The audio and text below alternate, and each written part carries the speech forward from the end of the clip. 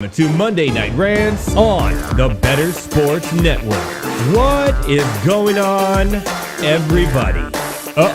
Somebody has a case of the Mondays. Well, that's the way the cookie crumbles. And, well, Bob's your uncle. Rants on the Street with Thomas Stevens. Shout out to my producer, Tyler Heavy T. Soto. Boom.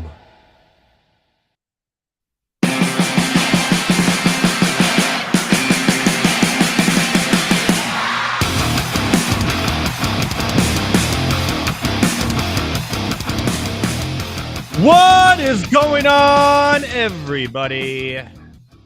Welcome to Monday Night Rants on the Better Sports Network. That's at Better Network at all your favorite social media platforms and at Fantasy Alarm as well. A little bit of a sad note. You noticed my intro music was a little different tonight. Yes, no more DNA. I can't even say it without crying. No more DMX for the intro. I know. DMX has been a staple of this show for many, many years. But have no fear, because we're going to do something really fun to find new intro music for Monday Night Rants. That's right. I'm going to go out to the people, you, my fellow ranters, to see who can come up with the best song to start the show. That's right. But no worries. I can still play these all I want. Let's get it on. Those are fine.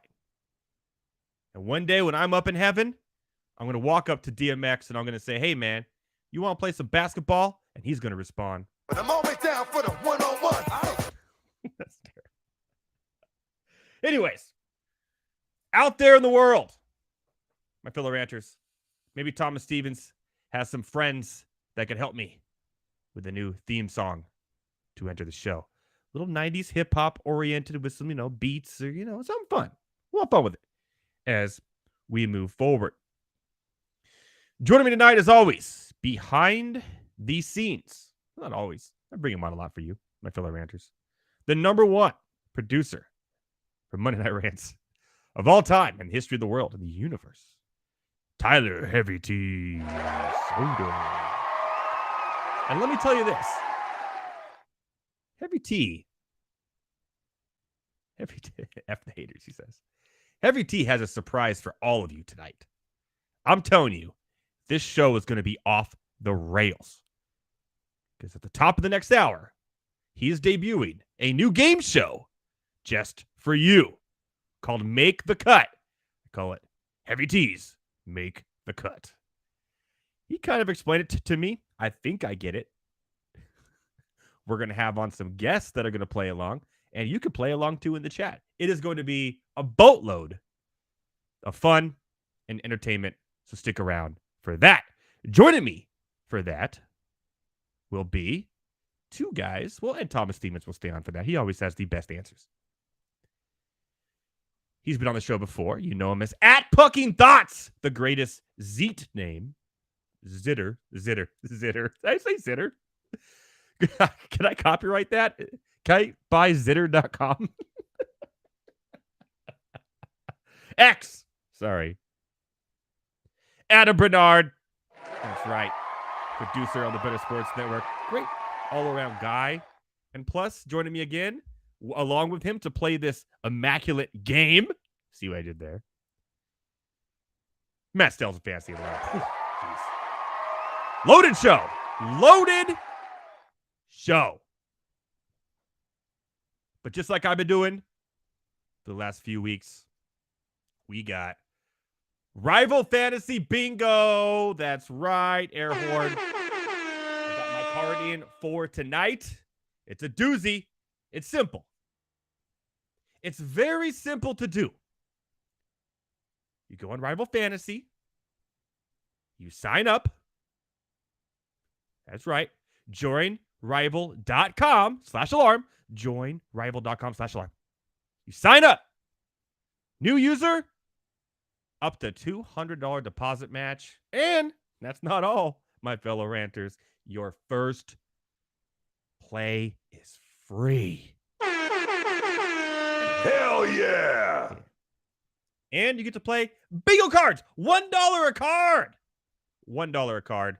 I got mine for tonight. I went to the Fantasy Alarm DFS playbook to see who they had in their playbooks to help me fill out my card. And it's the easiest thing you could do, right? Go to Fantasy Alarm, best in the business. Start a free 7-day trial. Get the DFS playbook for MLB. Boom. There's the players to play. Garrett Cole, Spencer Strider, Freddie Peralta, Corey Seager, Matt Olson, Aaron Judge, Adolis Garcia, Bobby Witt Jr. Now, this one wasn't in the playbook, but he's a favorite of mine for personal reasons, I guess. But Stephen Kwan to fill out my bingo card.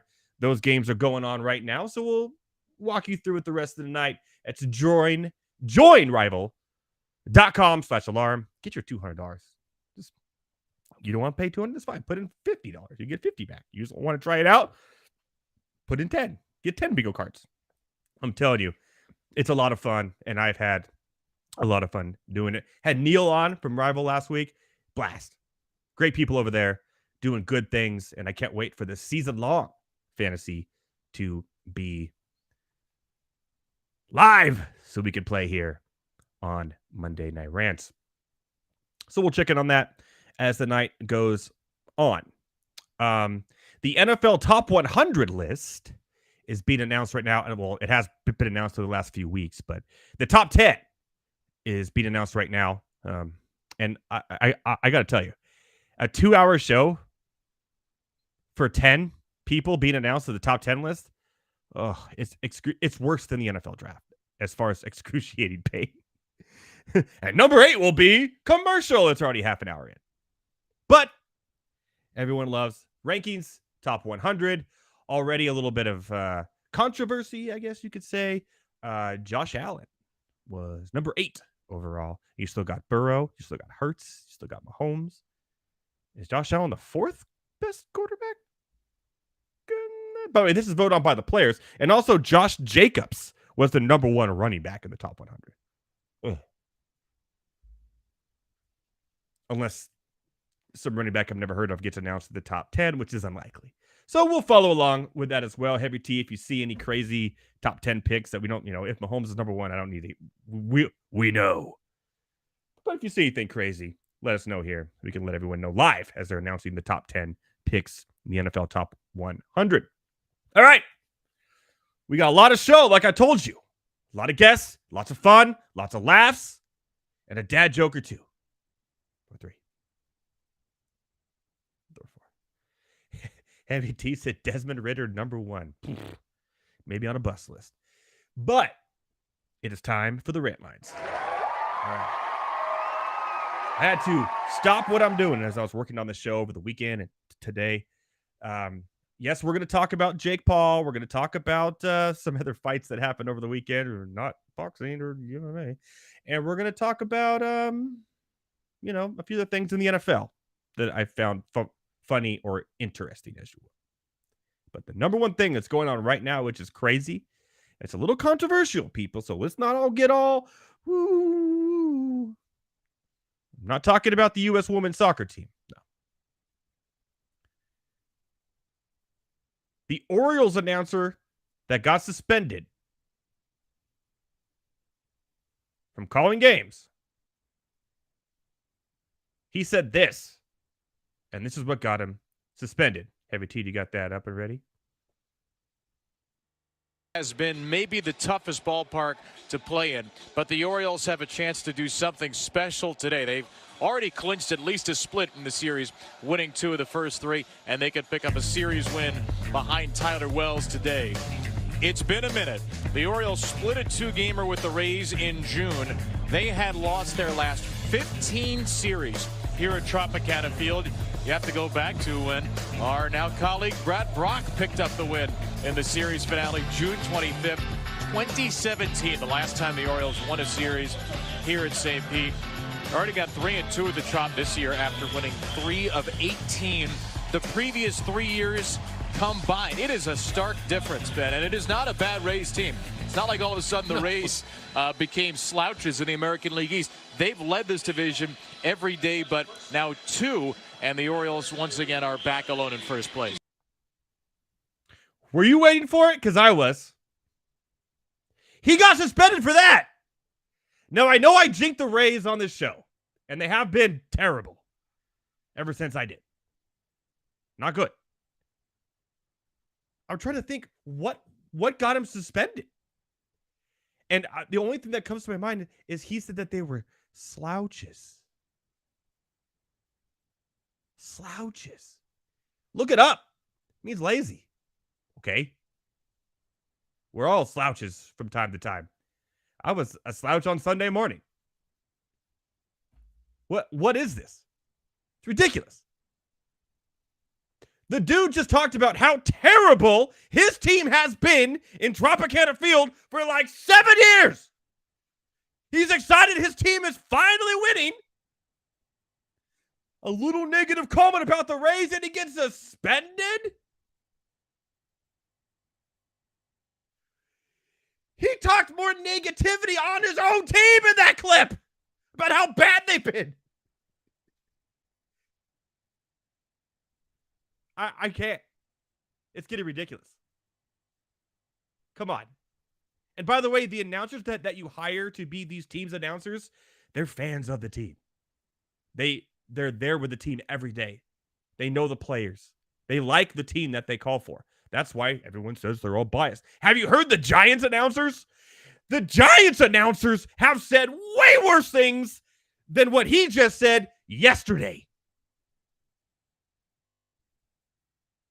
Unfortunately, where I live, I have to hear the Giants announcers every time the Padres play it.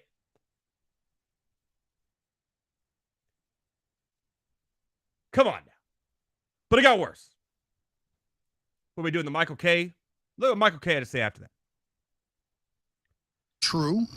And if it is true, and I'm going to choose to believe it's true, they should be ashamed of themselves because not only was what Kevin said in the Oriole notes that night, but it was on a graphic, which means that it was planned. So if you're going to be so thin-skinned to suspend Kevin Brown, then you have to suspend the entire Oriole truck, the producer, director, graphics. You have to suspend all of them because they're all complicit in this.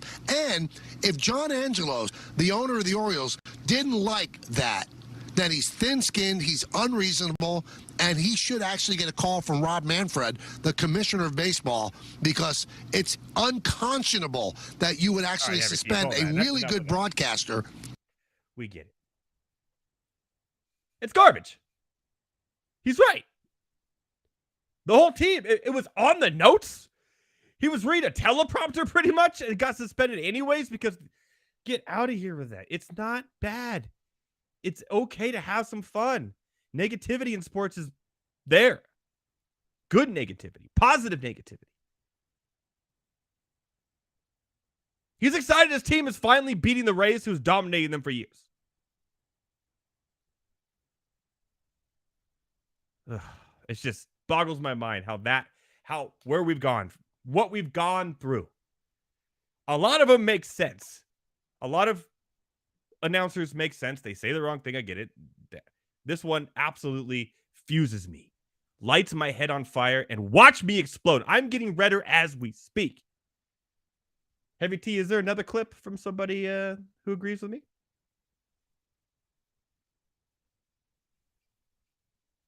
He says 1 sec. So we'll show you another clip of someone who agrees with me, how ridiculous and just, I want to say, irresponsible this is. I guess they're in the news, but not for the right reasons. The Orioles should be in the news because they were number one on a few people's rankings today. That's where the Orioles should be in the news. This is live. Well, we were just in Baltimore watching a resurgent Orioles team that has really gotten the attention of the fans there. They're a young team. They're fun to watch. They're in first place in the American League East. They are just having a great season. And in the midst of that today, the Baltimore Orioles organization draped itself in utter humiliation with their treatment of one of their young broadcasters, a guy named Kevin Brown, who is one of the great young talents in broadcasting in this game. That's line to center field. And Bellinger makes the catch, 1 out. During a recent game at Tropicana Field in St. Petersburg, Kevin, during Right, his opening, talked about how the... We know what he's... People are good for them. Let's stick up for Kevin Brown. By the way, great baseball name. Stick up for the man. He did nothing wrong. Nothing wrong. Said nothing wrong. You want your announcers to be excited about your teams. That's why you hire them.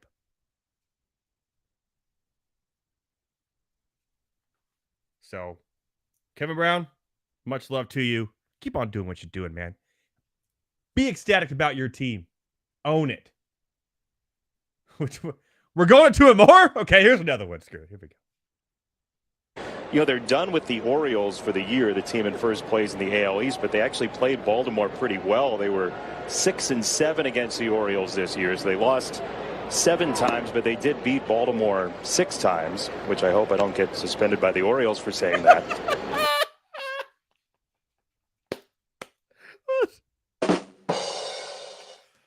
Okay. Save the best for last, I guess. That is absolutely hilarious.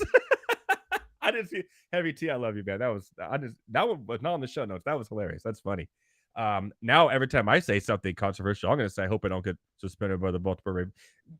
They just created themselves a negative meme. That's so stupid. All right. Ugh. All right. Moving on because we're running out of time already. But that was today in news, and people have been talking about it all day, even in games, as you can see. So wanted to let you know what I thought about it. Stupid. You should think it's stupid too. I'm not a slouch about it. All right. Speaking of no slouch, I was not gonna lie. The whole Jake Paul thing for me, I think, is WWE, if you will. All the way through. Yeah, he knocked out Nate Robinson, fighting all these has-beens from the MMA who are never good fighters or boxers. Finally lost to an actual brother of a boxer. By decision. It's finally time. Finally, he's going to go on a downfall. I'm going to admit the Jake Paul versus Nick Diaz fight was very, very entertaining over the weekend. I enjoyed it. I bet on Nick Diaz only because I know it's hard to take Nick Diaz down. He is a man who's taken some of the best MMA fighters down multiple times, including Conor McGregor. Nick is an incredible UFC fighter. But Jake Paul looked like he's trained knowing he was facing an incredible UFC fighter. He looked good. He was throwing jabs. He was blocking. Now, remember, this is amateur boxing. If he's going to go fight, I don't know, Crawford, Jake Paul's getting his ass kicked. Let's be real. Not even close. But the fight was entertaining. Diaz was entertaining. He got knocked down. And it was real. That was one of the first times watching these Jake Paul money grab fights that I felt it was real. So, shout out to Jake Paul. Diaz, Jake Paul saying he wants to go into the MMA and fight Diaz, maybe the PFL, which is the PFL is it's on Friday nights. If you watch it, it's unwatchable. It's bad. Why? What is Francis Ngannou doing? Except for doing his own money grab fight to fight Fury, which I will probably pay for and watch because I'm a slouch. But kudos to Jake Paul for putting some stuff together. And actually, for once, for the first time, actually looking like a real fighter, if you will.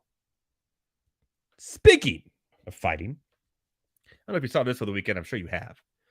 But Jose Ramirez and Tim Anderson got into a little scuffle-a-doo, if you will. And here's how it looked. Here it comes. A swing and a smash to first by the diving Vaughn. Down the right field line. Kicks into the corner. Ramirez on his way to second. Head first slide. Safe and in to score is Jimenez. And another hustle double. right over the bag at first. Now Hosey and Anderson square off. They're fighting. They're swinging. Down goes Anderson. Down goes Anderson. The best part about that video is him doing the down goes Frazier. Down goes Anderson. Down goes Anderson. They boxed up. That was like, let's go. Now suspensions were announced today. You'd be a little surprised from that, by the way. That's too good. What the suspensions were. You would think, well, obviously more suspended games would go towards Jose Ramirez because he kind of had a little temper tantrum after he was standing over him. Well, guess what? Tim Anderson, 6 games. Jose Ramirez, 3. Of course, this has to go through the whole debacle of players associated, but appealing and all that whatnot. But how is the 6 games justified to the 3? Tim Anderson got knocked on his butt. And it was literally, well, besides him staying over the top of it, but Jose Ramirez who put his finger in his face and provoked it. So I don't agree with the suspension. I thought it should have been equal. But, you know, Tim Anderson kind of went through one yesterday on his Twitter. And I mean, went through one.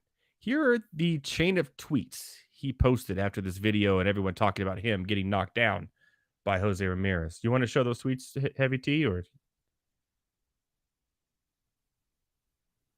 Oh, he said Anderson dropped the glove first. Okay, it's fine. I'll read him. So here's his tangent. He went on. First, by the way, he hadn't tweeted for 2 months before this. Y'all know this is happening for a reason. That's it. 5 minutes later. We stay in focus with this. Shh. 5 minutes later. Been going through this for a minute. 5 minutes later. Keep kicking me while I'm down. 5 minutes later. A lot of MF would be switching up to #fake shh. And his final tweet before he quit. No, wait, there's more. Jesus. Y'all got me effed up. For real. Hope you're picking up what I'm putting down too. And then the last tweet was the picture bigger. What? He had a temper tantrum about him being famous for getting knocked down by Ramirez and and dropping his glove and stepping up to him on Twitter, a tirade that makes 0 sense. It's like he was arguing with himself for an hour about this. It happened. Put it behind you. Odor did. Jeez. And then it came out later today, and I gotta hurry up, but it's fun. Apparently, the game that Yasmani Grandal did not play before the All-Star game, he was sent home because he, and I kid you not, slapped Tim Anderson in the face in the clubhouse. Slapped him right in the face. Tim Anderson said, F him. If he doesn't want to be here, I'll pay for his flight when they were arguing. Grandal just walked right over to him while he was in the tub and slapped him across the face and left.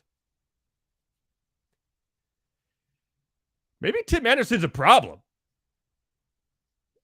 And we all know he can't put his money where his mouth is either now. So, there you go. All right, going to some football here. Some football news before we go to break, before Rants on the Street. A lot to talk about. A lot of fun news today happened.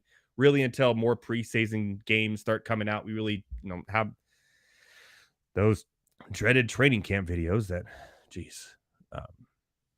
My favorite one today was a Zeet, if you will, of everyone showing a video of Dak Prescott throwing the ball and his receiver missing it. And all this negative about Dak Prescott, all preseason and training camp videos negative. Look how beautiful this throw was. But his receiver just dropped the ball. One-on-one coverage, by the way. Okay. Like, what are you trying to prove? Get out of here with that. training camp videos are stupid. Don't believe them. Wait till you see preseason and wait till the season starts. Know your stats. Know what the players have done in previous seasons. And all that information you can get at fansalarm.com, by the way. There you go. All right. CJ Stroud will start on Thursday for the Texans. Good news there, or bad news, depending on how you feel about preseason. But it's good to see him, with rookie quarterbacks, it's good to not just throw them straight in the fire. Get some preseason under the belt, see, just used to the NFL game in general because it's a lot faster and hits a lot harder. College. And Bryce Young will be doing the same for the Panthers. So shout out to them. Haven't heard about Will Levis. Don't know. Well, Will Levis will probably play, probably not start, or maybe he will start. Tannehill. But I haven't heard about Anthony Richardson, but assume he would start because they have no other quarterbacks on that team. So there you go. This was fun. George Pickens today picked his top 5 receivers ever in the NFL. George Pickens, the Steelers receiver. I'll also ask Thomas Stevens about this. Here's what he did. It makes sense for a while, and then it goes out the rail. He said, Calvin Johnson, okay, Randy Moss, Jerry Rice, duh. Then it goes, Julio Jones, okay, I can see it. Michael Crabtree, that's right, Michael Crabtree. Insert your Richard Sherman memes here. Michael Crabtree. George Pickens is idolizing Michael Crabtree as his top 5 receiver in the NFL. That is silly. Absolutely silly. Silly. Michael Crabtree played from 2009 to 2019. So 11 years in the NFL. Right? Okay. He has only went over 1,000 yards in that 11 years. Twice. And not by much. 1,100 and 1,003. That is it. The dude has never caught more than 10 touchdowns in a season. Michael Crabtree. Never. In his entire career. And his catch rate percentage? Ooh. Not good. 59%. It's terrible. Michael Crabtree. Crabtree. Don't be talking to me, Crabtree. I thought that was kind of fun for Pickens. Now I'm not touching Pickens on my fantasy teams. If he idolizes Michael Crabtree, he'd be dropping balls. Thought that was funny today. Speaking of Crabtree, though, and Richard Sherman has replaced Shannon Sharp on Undisputed, which is going to be very intriguing and interesting. Now, that show drives me crazy already. It's kind of like my show, but with me and somebody else, me yelling at each other for an hour. Now, it's not a full-time replacement, as Heavy T points out. I know, but he's going to, it's a trial run. It's going to be a trial run. That's what they're calling. He said 50 to 100 shows, mostly during football season. Okay. If it goes well and the ratings go well, are they not going to hire him full-time? There you go. It's an experimentation there on Undisputed. This was fun. I don't know if you saw this Carson Wentz tweet today. He's trying to get an NFL team because he doesn't have any. I don't know. Heavy T, did you pull this tweet or no? I don't know if he did or not. But he's literally on Twitter wearing a Philadelphia Eagles helmet, a Washington Commanders, football team, jersey, and Colts pants. Like a weirdo. And he's throwing a football in his backyard. Sign me. Or not. Good luck next year. Carson Wentz, heard the XFL is hiring. All right. I do have one other thing here, but I'm going to save that till next week. This would be a lot of fun. It's, which team has the most quarterback starters ever? You'd be surprised at some of these teams on this list, by the way. It's pretty ridiculous. So what we're going to do here is we're going to take a break, quick little break. DMX Breeze. And when we come back, what we'll do is hopefully I calm down from my Orioles rant because I'm still red. Maybe I'll calm down from my Tim Anderson rant himself. Or maybe we could talk to Thomas Stevens about George Pickens choosing Michael Crabtree in his top 5 receivers of all time. This is so stupid. Regardless, after the break, it's everyone's favorite segment until we get to Heavy T's new game. But Rants on the Street, Thomas Stevens, after the break. I feel like this is a quietly contentious point in Dynasty Fantasy Football, what it means to actually be rebuilding. Some people say you should never truly be rebuilding. How do you view the rebuilding versus competing dichotomy in Dynasty? So I will be the first person to acknowledge that my preferred format of fantasy football is just redraft. The years that I have played Dynasty, it has been I've drafted a win now team because I've seen people that have just gotten into the cycle of rebuilding and thus they just don't make any progress. So if you're rebuilding for the 5th year in a row, I just, I don't know exactly how you get out of it, but yeah, it's definitely something that can happen. And a lot of people, especially when we come out of the NFL draft, everyone's just instantly shipping off, draft picks and everything. So, I mean, it's definitely something that can happen. Joey, do you feel similarly to it? Do you feel like you see people getting stuck in the rebuilding loop? I mean, I would say people that try to rebuild in the beginning of seasons, of their fantasy seasons, I see them get stuck in that rut. I would really try to only ever rebuild if I knew I was going to miss the playoffs. Like, I'm always trying to play to win, even if it's maybe I don't know. I think my big thing is the word rebuild is a much shorter time frame than I think most people say it should be. Like, they look at rebuild as like 3 years out competing. Rebuild, you're looking to compete next season. You know what I mean? Like, if you're doing it now, you're looking to revamp, and maybe there's a 1 season where you ship it off, but that very next season you should be competing. If you're doing it like that, I'm cool with it, but you gotta have a plan, not just keep getting the young players, keep getting the draft picks. Otherwise, you end up like Tim. Maybe not like Tim who gets a bye, but you make the playoffs, you're in that like 4 to 6 range every year, just hovering in the middle. Nothing ever gets better, nothing ever gets worse. I think I play like you in Dynasty, Simon. I play in 3-year windows. 100%. That's my go-to. And with the rate at which Dynasty leagues turn over, you should really only ever play in a 3-year window.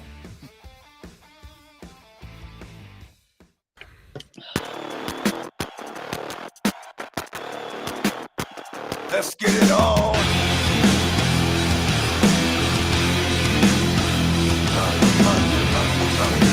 What is going on, everybody? Welcome back to Monday Night Rants, where DMX will live on for eternity. My friend, Thomas Stevens, at Better Thomas. Did you hear the rant lines where literally I wasn't going to talk about the Orioles thing that much and turned out being a 20-minute yelling? Just yelling at people? Uh-huh. Yeah, I mean, I was laughing. You're not a slouch, are you, Thomas Stevens? No. That was the harshest word he said. The whole thing. Slouch. Mm-hmm. Slouch. Yeah. I got family members who are slouches. They know it. They'll call themselves that. That's off rail. We're already off the rail. We just started. So we do. Yeah. We do. Did you see? Obviously, we'll go quickly into the Jake Paul stuff. I talked about earlier too, but how do you feel about George Pickens on your team talking about Michael Crabtree being one of the top 5? I started laughing right before the break when you said it, dude. I'm like, I don't even know how to give a response. The first 4, I'm like, okay, all right. Even Julio Jones, like, okay, I'm like, I'll allow it. I'm Julio, whatever. And then he threw in the Michael Crabtree, and I was astonished. It was like Brandon Miller saying Paul George is his GOAT. You know what I mean? Michael Crabtree. Yeah, dude. I was just. I think all these players, they're looking for views, maybe, and that's maybe why they're throwing Michael Crabtree in there. So they know it's going to go viral. He definitely got some memes, so I'll tell you that. Exactly. Other than that, and by the way, poor Crabtree is sitting there going, I'll check my Twitter timeline today, and just bombarded with Richard Sherman memes on it.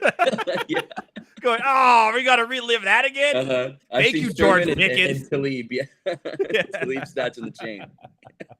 Hey, our boy Peter Bartowski in the chat. What's going on, Peter? How's that African acapella practice going, man? You got to come on. Dude, I am looking for a new theme song. Okay. A new opening song here. Huh? A new opening song when the show starts because I can't do DMX anymore. I can still, do this. Pete. Bring it on. My man. We need it. Acapella, baby. Bring it in. Record yourself. Man. Make a song for Monday Night Rants intro. Bring the whole choir. Bring the whole African choir on. Let's do it. Let's make it happen. Make magic. Let's make magic. That'll be a lot of fun. Oh my God, would that be the greatest thing? I'd retire. We'll call it quits. Pete gets an acapella song, and here we'll call it quits. I love it.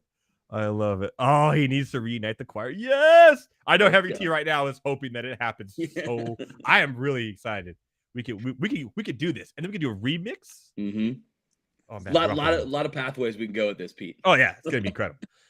Only here on Monday Night Rants on the Better Sports Network at Better Network. What is Heavy T just came on the camera wearing a giant hat? I don't know what's going on here. We're supposed to be doing Rants on the Street, Heavy T. All right. We'll save that for later. Are you excited after Rants on the Street to play his new game show that I have no idea how it's going to go and what's going to happen? Exactly. That's why I'm interested. And we're also bringing on Matt Selz from Fantasy Alarm, and our own Adam Bernard is going to help us out in this as well. To the debut of Make the Cut. Tyler Heavy T Soto's Make the Cut. I'm interested. And NBC is going to pick this up soon. I know it. It's going to be that good. Yeah. I hope he has like a Bob Barker microphone and the whole ordeal. I want the whole ordeal here for this. This is going to be incredible. Absolutely insane. All right. Now, I didn't talk about NBA at all in my rant lines because we're in off season. I have a feeling there's going to be NBA questions for this. Of course. Hopefully some NFL. Hopefully no Women's World Cup. Yeah, let's just veer off that topic. Yeah, okay, yeah. That kind of escalated and went down quickly, huh? All right, here we go. First question. What do we got here? What is it? Is it NFL? NBA? We are in the NBA for a couple of them. By the way, last week was so good. Come on, people. Let's... I know that I think this week's good too. It's gonna be hard to beat last week, but it's good. First question. It's interesting. So if me and you were a GM, that's what they want to know, and we get to pick between two players, LaMelo Ball or Darius Garland. Who are you starting? Who's going to be your starting point guard if you had LaMelo Ball or Darius Garland? I had to choose between those two. Yeah, to start a franchise at a point guard position. They're both injury prone. Mm-hmm. I would take LaMelo because when they're both healthy, Garland's a really good player for sure. But he kind of start being like, I'm the only guy that can play this right now position on the team that I'm on. And LaMelo Ball is a high drafted prospect and can ball and can change the team, right? Where Garland's more of a scorer. He has his assists, he's kind of a floor general as well. But I would say LaMelo. I think LaMelo is the best of all the ball. Well, obviously. Yeah, for sure. 100%. Yeah, I agree. It is a hard one though. It's an interesting question though, because it makes me think. Why put Garland in there? And then thinking back, oh yeah, he actually for the Cavs had really good years when he was healthy. Like being the only good player on that team. Yeah, exactly. So it's tough though. It's tough. I do give a little reach to LaMelo Ball. I just think that when LaMelo's on the floor, that Charlotte team is substantially better. It's insane. They improve. Yeah. The truth here on Monday Night Rants. That hurts sometimes. It's all we drop. It's the truth. Yeah. But yeah, so I will go LaMelo. I think LaMelo does more on the floor, and I think he does more with less talent around him. And so that kind of gives me a reason to go LaMelo Ball. But if I got Darius Garland as a GM, I'd be damn happy too. So either one, but I do got to go LaMelo Ball for sure. Okay. Both agree. What's the next? Let's see. Give him some internet Hopefully problems. A good one. There we go. All right. Okay. This is pretty straightforward. Who's your most overrated player in the NBA?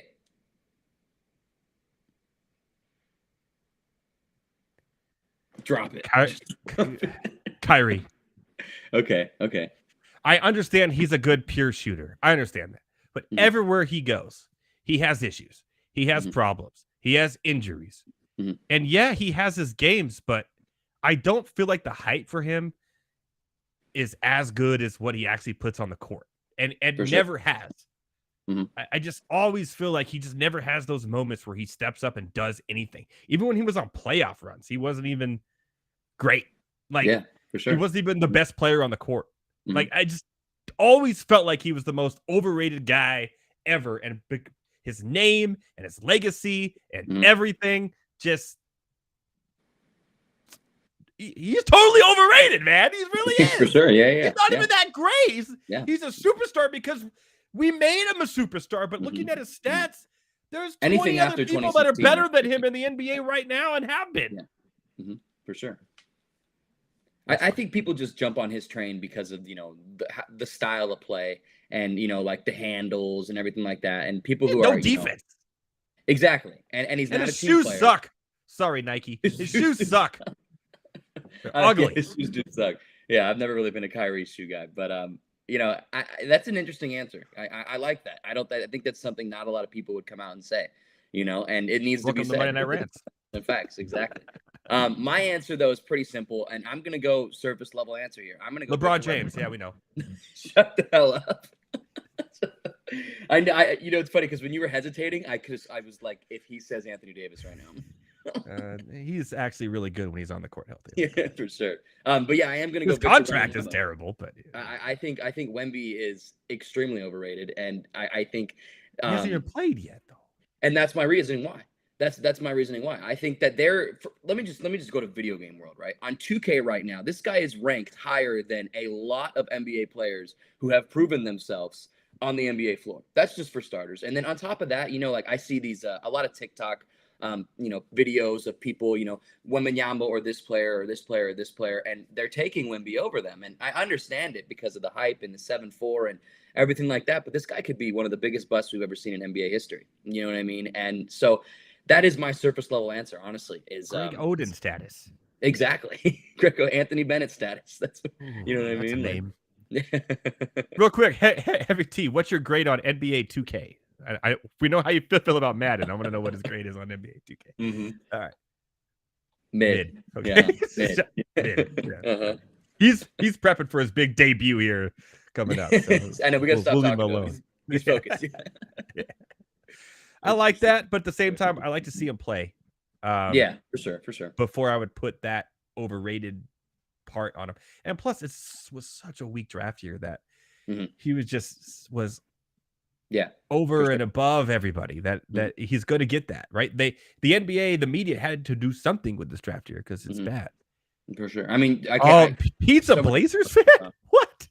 He is? They exist? Pete, man, I feel for you. Oh, Greg, I'm sorry. Hey, Brandon Roy, man, that guy was a baller. If he didn't get hurt, he would have been one of the best players in NBA history. 100%. Man, he was Brandon so good. Roy was a I watched him put up 50, shooting the ball from the logo when he was healthy. So shout out to him, and shout out to Pete for being a Blazers fan, man. That's crazy. I know they exist. Yeah, Brandon Roy was a prime 2 guard before his time. Oh God, dude, before his time. Yeah, injuries killed him. Well, Pete, man, I hope Scoot Henderson works out for you guys. I will say that. I like the draft pick. Blazers and Mariners. Ooh. That's interesting. I don't feel as bad as being a Clippers Padres fan now. I like the Mariners though. Like when I was young, I mean Griffey, A-Rod, Buhner, Edgar Martinez, Randy Johnson. That team was incredible. Alex Cora, it just sucked that they couldn't just get it together in the playoffs, man. Because that team was a lot of talent, unreal. Yeah, and Griffey is still one of my favorite baseball players of all time, besides Gwynn. Griffey's one of my favorite athletes of all time. Period. Yeah, dude. Yeah, he's a legend. And the Mariners will always have that. Is everybody from our generation will always remember Ken Griffey. Ken Griffey Jr. John Olerud. All right. Number 3, staying in the NBA. This is our last NBA question, so let's make it a good one here. Who is your best interior defender in the NBA right now? Yeah, right now. Jaren Jackson Jr. Yeah, an easy answer for sure. Yeah, he dominated the interior against anybody that went up when he was healthy, but he led the league in blocks by a lot. Yeah. Like it wasn't even close. And he has a chance to maybe I mean, okay, we consider Ben Wallace one of the best interior NBA players of all time, right? In the new era of basketball, we're not talking about the 30s and the 40s, where once some guy who was 7 foot could just go, "All right, guys, shoot the ball," looking like Robin Williams and Jack playing basketball against the you know what I mailman mean? and fireman. Yeah.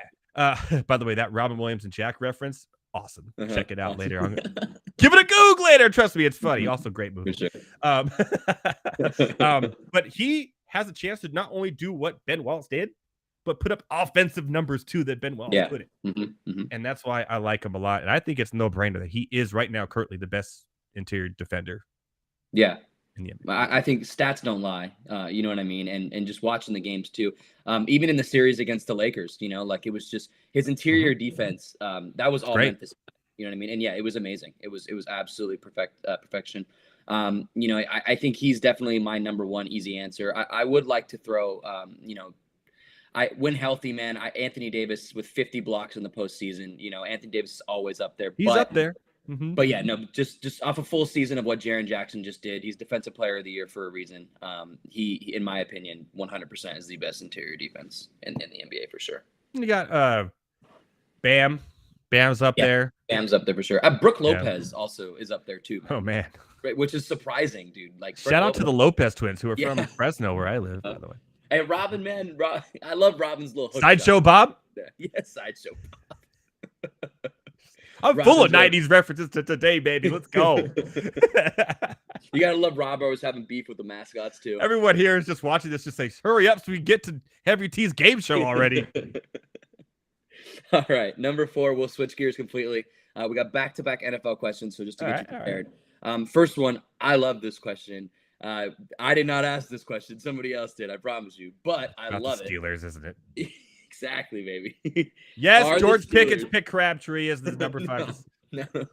Thank God nobody asked me that question besides you. I knew you were coming too. I knew you were coming with that. Number 4, are the Steelers completely underrated this upcoming season? Yeah, they are kind of. I mean, you got one of the best head coaches in the NFL. Tomlin, not even close. I mean, like up until last year, what did they over 500 every year, make the playoffs every year? Yeah. They went over 500 last year too. And like I've been saying, and I even told this to Neil last week, like people are drafting George Pickens, people are drafting Deontay Johnson, they're drafting Freiermuth, even Allen Robinson's being drafted. Yeah. Like, how do you not like Kenny Pickett? You have to. If you like someone's throwing in the ball. Yeah, Najee Harris, like you still use a real fullback. Yeah. There's not many teams left that use a real fullback. And the defense is always good, like always enough to keep them in it. I just I think they're better than the Browns. The Ravens, we really don't know. Man, they blew a lot of leads last year. Yeah. Not unlike any Harbaugh Ravens team we've seen in a long time. And they didn't do really much to fix it really in the offseason either. Except, obviously, I know Lamar's coming back. Lamar doesn't play defense, people. Exactly. The question is, how many games can Lamar stay on the field? I think he'll be okay. I think that. I hope he is. But I think really the Steelers can make some noise. If they go 3-3 in their division, having that definitely possible 3rd place schedule. Yeah. They could sneak in if the Jets falter and Miami isn't as good as everyone thinks, which they could easily. I wouldn't be surprised if Miami's just not good. For sure. Yeah. Just, and they get what Chargers and Chiefs and Broncos falter, and only one team's coming out of the South. So let's be real. And so they are underrated. For sure. Yeah. No, I'm glad, I love the answer. One thing that I do want to point out that I've actually been seeing a lot of, and I think it's true, is, everybody's on this Detroit Lions hype train. And I'm with it, and I am too, honestly. I'm on the hype train as well. But if you look at what the Steelers did last year, in the last 7 games, the Lions went 5-2. We went 6-1. The one loss was without Kenny Pickett. Kenny Pickett started the game, but then he got hurt or whatever, So just off that right there, I mean, I don't understand why we're not in the same discussion as the Lions are. You know what I mean? Because we had the same record as them. It's the division.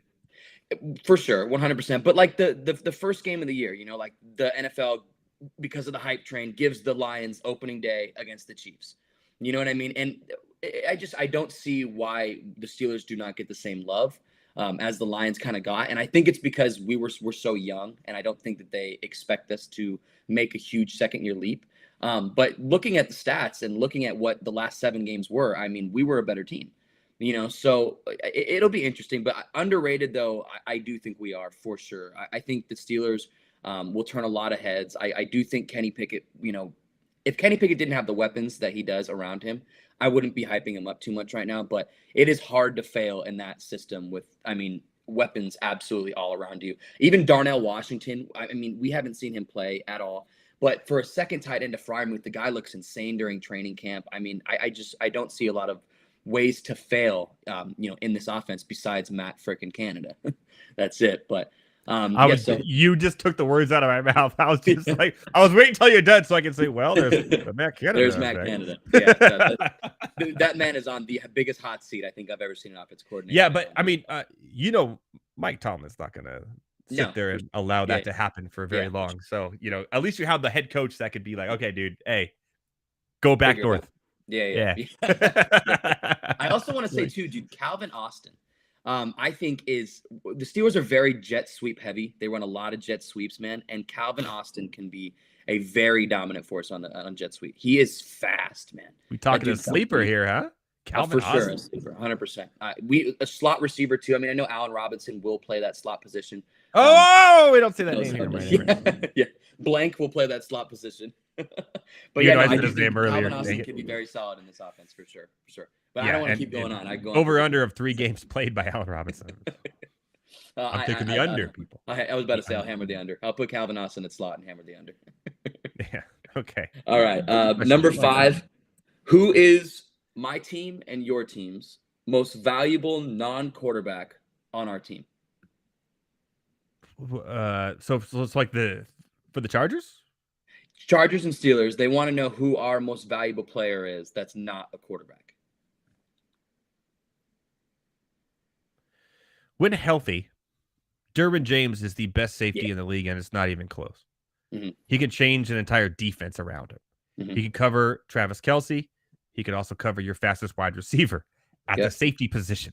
Yeah. Mm-hmm. He has full control over that defense. I think he is the most important part of the team when he's healthy. Mm-hmm. And it shows when he's on the field. The defense gives up it's almost like 10 less points a game when he's healthy. Mm-hmm. It's stupid. Yeah. Although how many times has he played with Bosa healthy and JC Jackson missed like all of last year, and he has issues off the field too. So it's like and Khalil Mack, but when that first game of the season is going to be something when they're all healthy and out there, you're going to see a full, and that defense is going to be run by Derwin James. Mm-hmm. He's going to be a coach in the NFL, a defensive coach, defensive coordinator or something. Yeah. He is just, his defensive intelligence is insane. Mm-hmm. So that's a great answer, man. The smart answer, Keenan Allen. Yeah, but I think Keenan Allen, when he was healthy last year, led per game played. He was the PPR number 1 last year. Mm-hmm. He only played 5 games, but hey, but it has to be Derwin James. Yeah, for sure. I don't see why that's a bad answer at all, man. Derwin James is a beast. One thing I always look at safeties too is, especially at a strong safety position, when you can drop down and play a linebacker position and stuff the run and be a big part of stuffing the run. That's kind of what I look at, and Derwin James is that guy for sure. There was a play last year, I think it was in the week 2 on a Thursday night game where he was in, and he came up to the blitz, and Pat Mahomes called out of it. Mm-hmm. Called out of it like, oh crap, here comes James. And when he called the snap or the play, to Derwin James went up and man-on-man covered Kelce and went up and slapped the ball from being thrown. Yeah. Mm-hmm. Mahomes read it, think, okay, he's gonna blitz. He didn't. It was a fake blitz. Fake blitz. Then he man-on-man Kelce and went beak. Nice to do, dude. Kelsey's fast and a big boy. Mm-hmm. Yeah. Remember when Derwin slammed him last year? And that was in the same game, And then he went all Roman Reigns on him later. Mm-hmm. Yeah, that was in the same game. So I like the answer for sure. And there's a reason why when James is out there every time, the Chargers, besides the Bengals, are like one of the only 2 teams that can really play I did it. Yes, Roman Reigns. I know. I did it. You're not rubbing off on me, MVT. One of the only two teams, the Chargers, really play the Chiefs close and hard. Mm-hmm. Yeah. Almost every game. Mm-hmm. Especially when you have offense that can match the Kansas City Chiefs. That's how you get. And Derwin James is the one safety in the league that can cover Travis Kelce. For sure. Mine, I'll make it real quick because I know we got to get to the next segment. But mine is very easy. The numbers don't lie. It's TJ Watt for us. Yeah. Very simple. When we don't have TJ Watt, we lose. When we do, we win. There we go. So that's my answer, short and simple. I wish I had a button that just said no shit. I got to make new ones, by the way. That's the next upgrade, the no shit button. That's a good idea. I'm gonna make that one. Well, that's all we got. That's all we got. Real quick. We have like 1 minute here. Jake Paul. Oh, Diaz. Shout out to Diaz. He tried really hard, mm-hmm.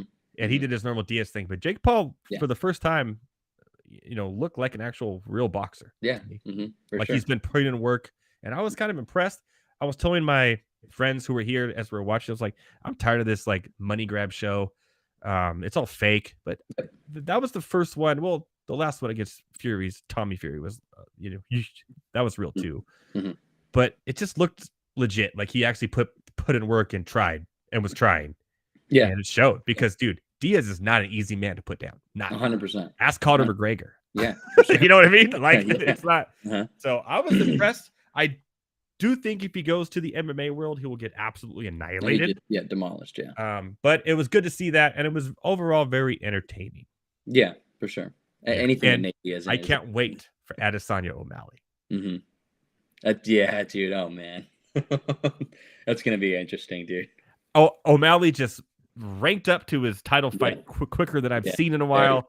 Yeah. I have a feeling it's going to be a bloodbath one way, but it's going to be a fun fight. So I think O'Malley gets his ass kicked, man. All right, well, let's take a break. For sure. When we come back from the break, we are debuting Heavy Tees. He is so excited for this. He is going to be Bob Barker of Monday Night Rants. He has a game show in store for me, for you, for Adam Bernard, and Matt Selz. I don't know what's going to happen. It could go off the rails. It could be hijinks. Could be fun. Laughs, probably. But after this break, Heavy Tees game show. I already forgot what it's called. Make the cut on Monday Night Rants. Oh, man. See you then. Breece Hall right now, and I've talked to plenty of high-stakes players, I'm sure you have too, Kev. Had Hall not torn his ACL last year, he might have been the 101 in drafts this year. That's how good he was looking last year, and obviously with the addition of Aaron Rodgers. At the 305, running back 11 behind Derrick Henry and Ramondre Stevenson, right ahead of Jahmyr Gibbs and Najee Harris. Your thoughts on him as a mid-third round pick? How have you been attacking him? Have you been getting him at that spot so far this year? Yeah, if I start out with two wide receivers, Breece Hall is right at the top of the queue coming into the third. If I knew he'd be healthy for week one, I was still a little. Well, he'd be going higher than the mid third. Right. He may go 101. Well, RB1 at least. Yeah. But I don't think we know that even if he's healthy in spring and the summer. Mm-hmm.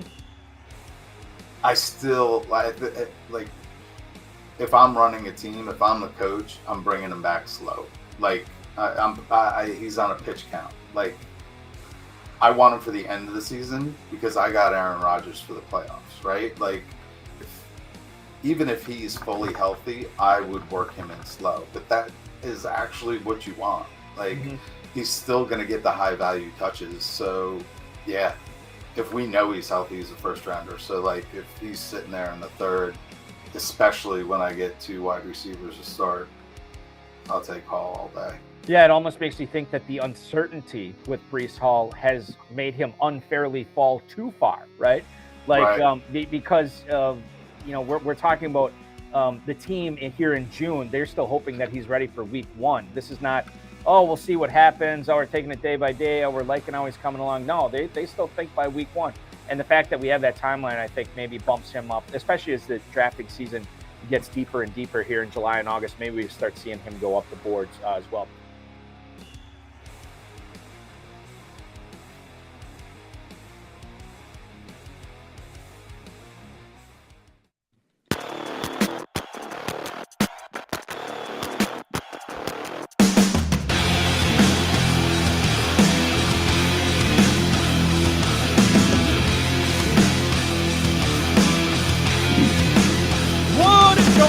everybody. Welcome back to Heavy Tees Make the Cut.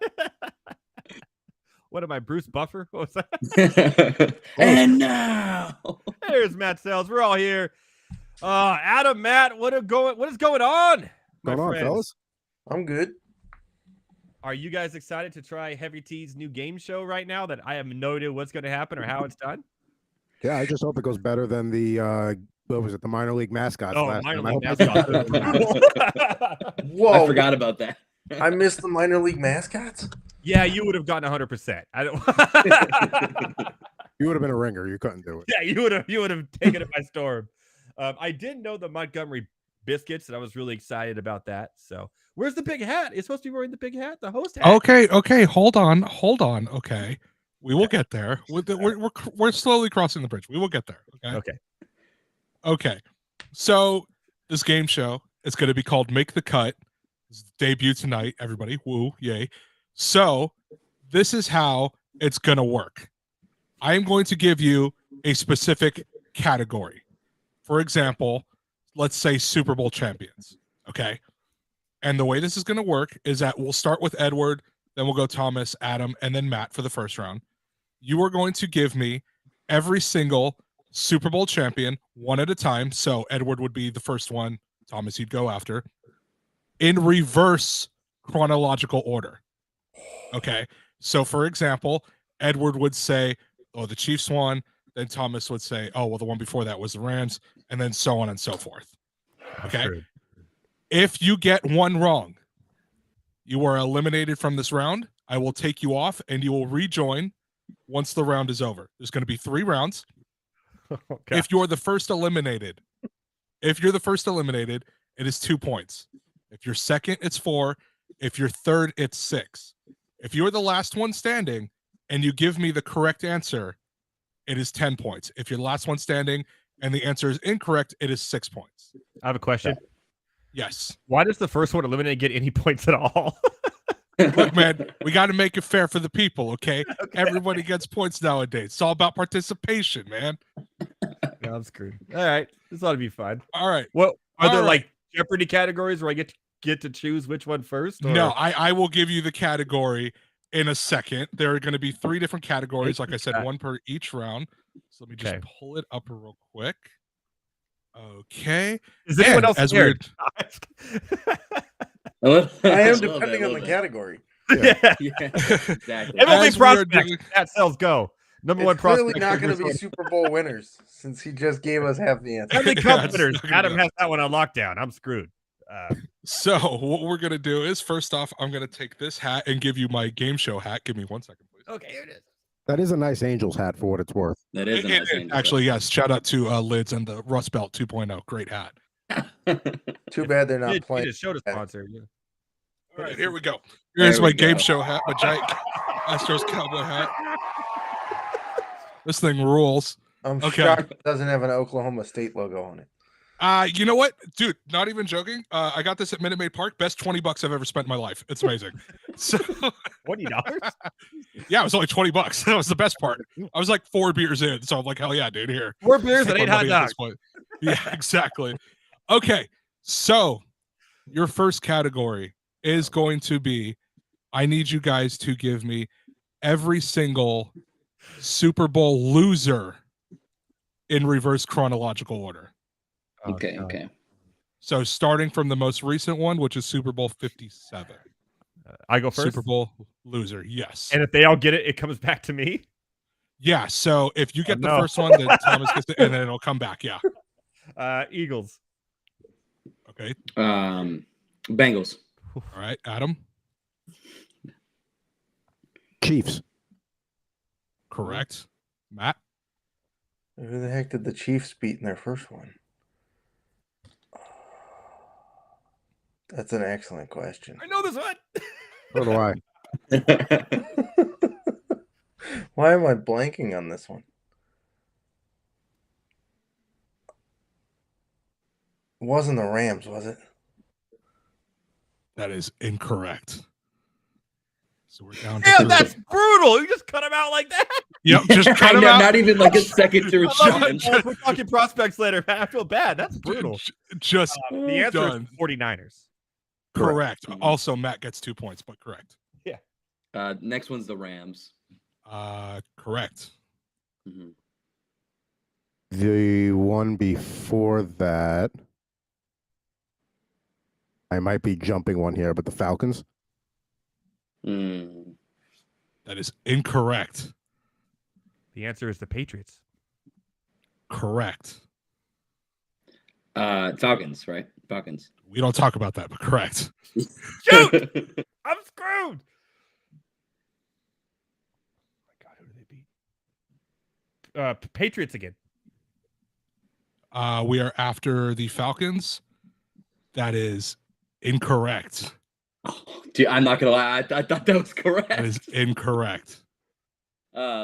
Is it? It's not Carolina, is it? That is correct. So that's it. So that's it. So Let's go, baby. Thomas. Let's go. So Thomas, you get the last one right. So you will get 10 points. Edward, you will get 6. So that's basically how it works. Carolina lost to the Broncos. Edward, by the way, I totally would have guessed New England. Right I there, thought that actually. was the Giants, the second one, but that was. I had the Rams and Niners flipped. Yeah, there you go. So, but that's a really good first round. That's basically how the game works. Not too complicated.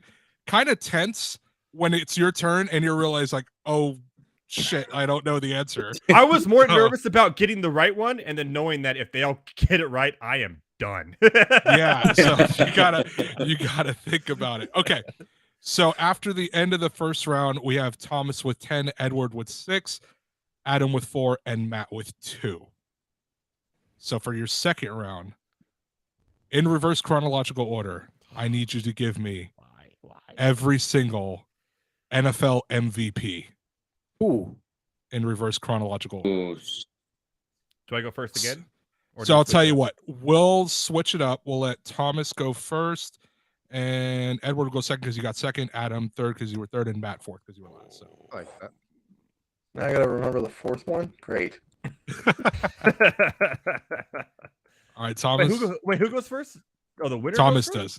Yeah, the winner will go first. Make it, take it. Okay. Who is the most recent I know this one. NFL MVP? I don't know last year. I do know last year. Did we lose? Really, Thomas? Wait. Oh, he might have froze. I thought he was thinking this entire time. No, he's sitting really.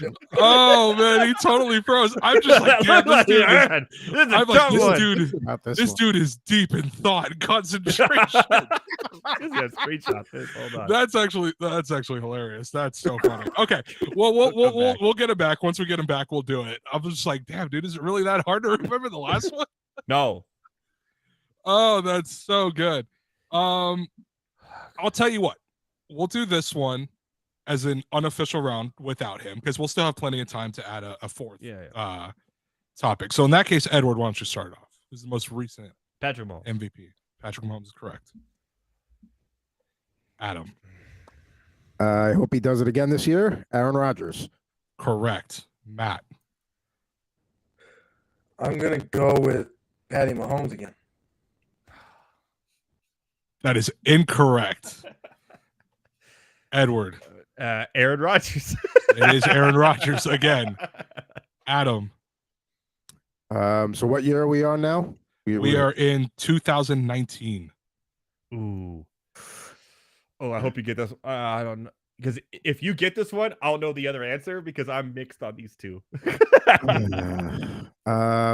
Man, I'm gonna take a guess here. Has it been this long since Lamar Jackson was MVP? That is correct. So we are now at 2018, Edward. That was Mahomes 50 touchdowns. Mahomes. That is correct. Adam. Oh man. I mean, I'm gonna guess a quarterback here at this rate because not? Yeah, you might as well all the way until like what 2003 or whatever. Right, 2017. Brady? Was that his last one? Did he get one? Tom Brady is correct. No.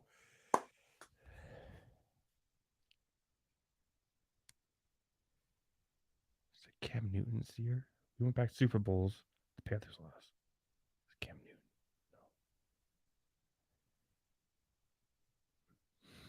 No. Aaron Rodgers again? Oh. Screw it. Was this the dumb Matt Ryan year? That is correct. Wow. I gave you the answer to the next one then. Yeah, you kind of did. So I'm going to just throw that name out there because I'm not sure, but let's say Camuel Newton. That is correct. So we are now in 2014.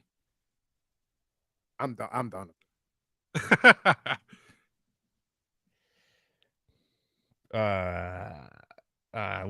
For sake of time, Peyton Manning. Incorrect. What do you got for me, Adam? That was going to be my guess. Maybe Brady won it again that year? That is incorrect. It's actually Aaron Rodgers again. Ah, okay. So, okay. So there you go. For an unofficial round, since we lost Thomas, thought he was deep in thought. That's okay. That was way too funny. Okay, so dude, the screenshot of you was just doing this for like a minute. Yeah, just like this, and we're like, damn, this dude is seriously concentrating. Like, oh my god. Okay, give me 1 second. I will admit, I was a little nervous about this game. It's actually a lot of fun. So it's good. Right here after leaving that. So I will have to give some credit. There is a wrestling channel I do watch that gave me the inspiration for this game. So shout out to Parts Fun Known. They're a great wrestling channel if you've never heard of them. But we will switch it up. There's no quick. wrestling questions, right? Yeah. It's all wrestling questions. So, what is Roman Reigns? What is Roman? That doesn't even make any sense. Anyways, so Hated wrestler in WWE. They've done one where it's like name every single like intercontinental champion in reverse chronological order. Like, and it's just hard as hell to do. So, real quick, we'll go over. But what about the outer continental champions? I'm gonna punch you in the face. All right, real quick, we will go over the scores one more time. So it's Thomas with 10, Edward with 6, Adam with 4, and Matt with 2. So we will switch up the sport real quick. Me and Adam just battled for a full round because Thomas was thinking for 5 minutes. Nothing. I need you to give me every single World Series champion in reverse chronological order, starting from the top with Thomas. Okay, well, Astros. Correct.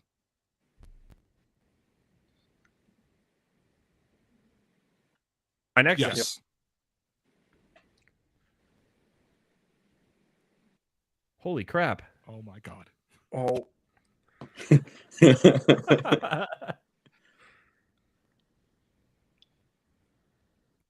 That what he's caving. He's caving, everybody. I'm caving.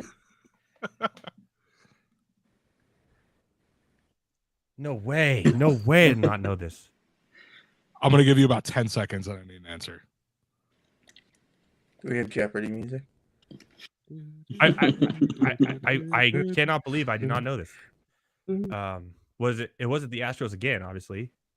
It wasn't the Dodgers year. That was the I need an answer for sure. Is Dodgers your final answer? Yeah, just kick me off.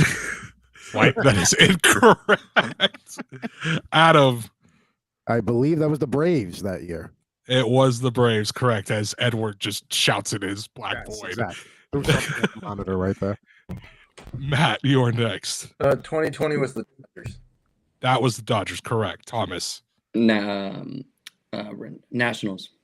That is correct. Adam. Was that Boston? That is correct. Matt. 2017 was the Astros because they cheated. Correct. that is correct, Thomas. 2016 Cubs. Correct, Adam. I know this because I have a lot of Met fan friends, the Royals. Correct, Matt. 2014 was the Giants. Correct, Thomas. What are we at right now? 2013? We are in 2013. Oh man. Is it Boston? Correct. There we go. Nice. I'm done after this. 2012? We are in 2012. Giants. Correct, Matt. So now the 2011 one. So who?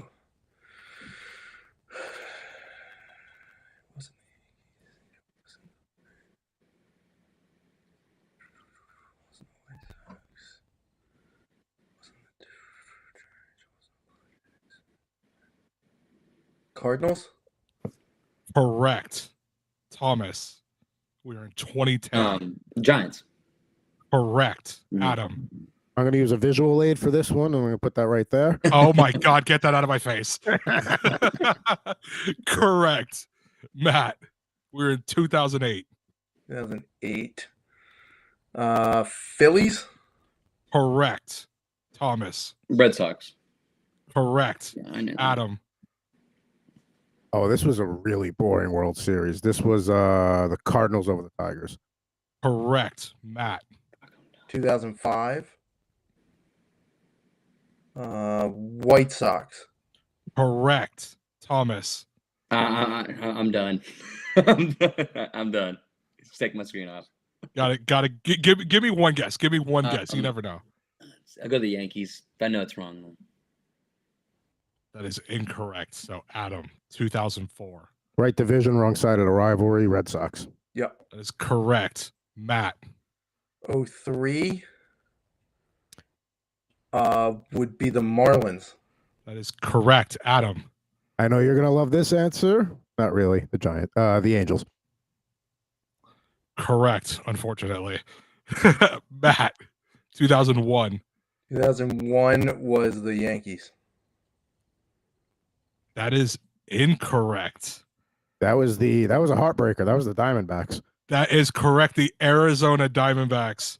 Well done. It was Luis Gonzalez hitting a comebacker past Mo. Yeah. Well done. Okay, that was a really good one. You guys went back pretty far. Getting eliminated first and having to sit through that was excruciating. Exactly how I feel. Yeah, that was rough. Bad, man. I'm like, Giants every other year, like yelling at my screen, and no one can hear me.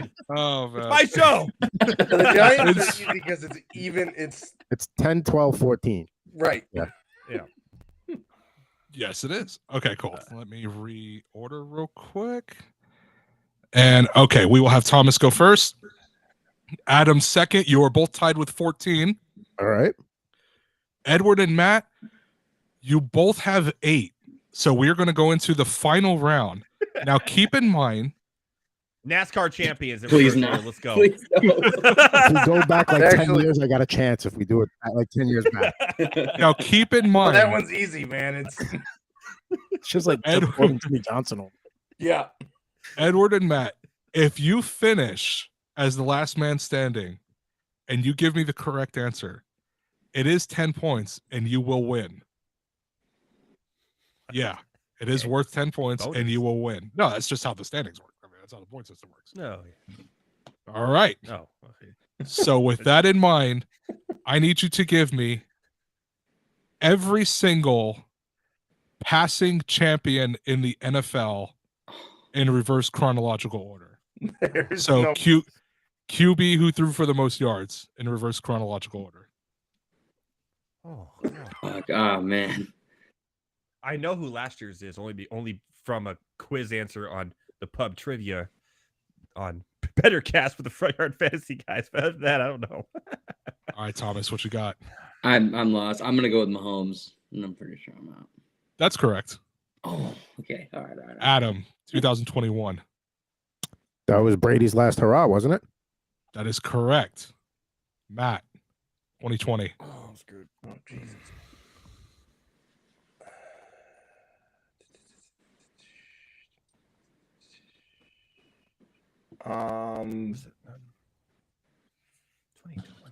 Is it possible it was Mahomes again? That is incorrect. So 2020, Edward. I'm between two. Jesus Christ. It's Peyton Manning, Drew Brees. One of those two. Because 2020 was the shortened year, right? The COVID year, yeah. The COVID year, but they didn't shorten it. Yeah, it wasn't shortened. But it was. Because Drew Brees broke the record. Drew Brees? That is incorrect. For 2020, Thomas. It's I know these next three. It's Watson. It's 2020. Deshaun Watson is correct. Wow. The other two, I know those two, and then I fall off. 2019.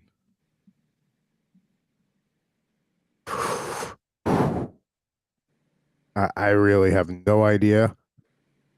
I'm gonna steal Ed's guess and go Drew Brees. That is incorrect. It's Winston and Roethlisberger are the next two, and then I fall. I know those two are correct though. That is 100% correct. Jameis Winston and Ben Roethlisberger.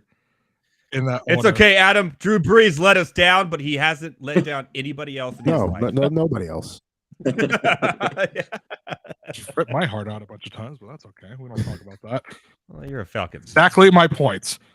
All right. So the final scores we have. Oh, we're done? Oh, yeah. Well, that was 3 rounds, man. Unless you want to do one more. We should keep going. I'm down. Okay. Give me 1 second. Bonus points. Let me think. Oh, you know what? We got 8 minutes. You know what? I got one. We haven't done any basketball. Oh, stop spoiling. Let's see. Let me. Matt's like, I'll see you guys after the break for some prospect talk.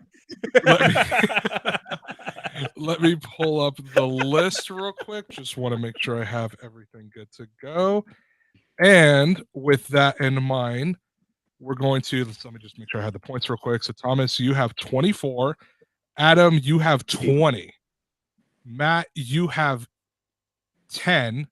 And Edward, you have 12. So we will flip it there. Starting in 2022/23, I need you to name me every single MVA MVP. Oh. In reverse order. Nope. Oh. All right.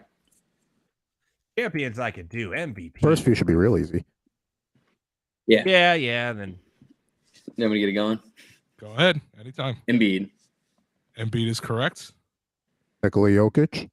Jokic is correct. Yeah, he's like three in a row, right? 2. Right? Wait, am I Yes, next? you are. Then the Joker again. Jokic is correct. Matt. We got Giannis. Giannis is correct. Thomas. Giannis back to back. Giannis is correct. Adam. Can't believe I'm saying this name in hindsight, but James Harden. James Harden is correct. Edward. I totally forgot about that. So did everybody else. Wow. I want to say Stephen Curry. What We're year? at 2017. You're at 2016, 2017. Oh, shoot. So 20. Because Curry went 2 in a row right that time. Was that the triple double year from Westbrook? Westbrook won 2 in a row. I'm going to go Westbrook. Curry won 2 in a row. I think that is correct, Matt. I'm going Curry. That is correct. I just gave him the answer. That is correct. Deductive reasoning. Thomas, we are at 2014, 2015. Curry again. Correct. Yeah. Adam. That was KD, right? Correct. Edward.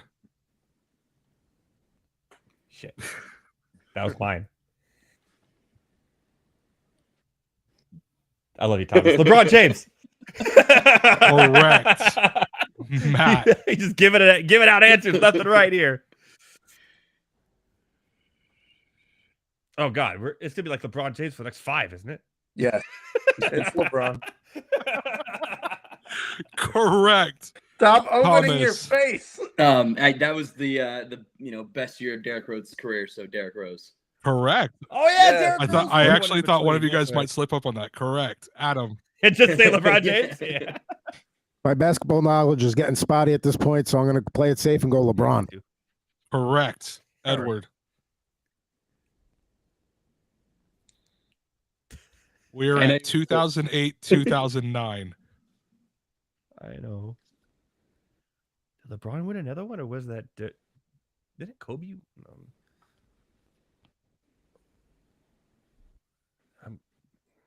Steve Nash was way before that, right? Yeah.